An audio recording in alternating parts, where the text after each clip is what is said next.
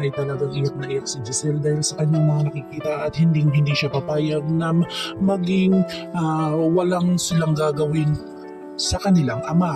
Dito na nga talagang binuhusan pa ng tubig at talagang video talagang ipinakita ni Balahadja na kung saan talagang ikinatutuwa pa ni Moira.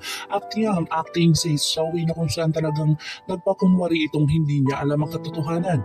Dito na nga ay talagang nakuha na naman niya o nabilog na naman nila ang si Dr. RJ Tanyag na kung saan papayag ito sa kapalit ng 100 million kapalit ang ulo ng kanyang ama.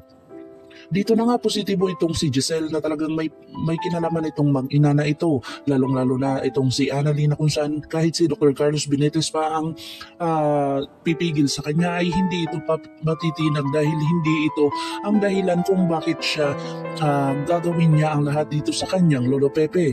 Dito na nga ay talagang nakita nilang tatlo na ni Dr. RJ Tanyag at saka ni Giselle at saka ni Annalyn ang video ni Don Pepe na kung saan binubuhusan siya ng tubig.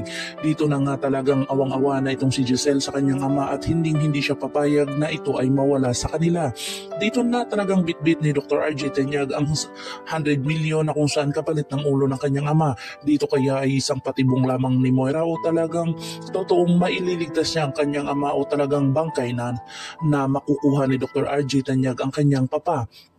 Si Lynette naman ay talagang nasa panganib na ang kanilang sitwasyon ni Harry kung saan talagang pumunta si Harry doon ulit sa kanila na kung saan talagang nakita ni Harry ang kanyang bilin at sulat na nagpapahiwatig na nasa masamang kalagayan siya.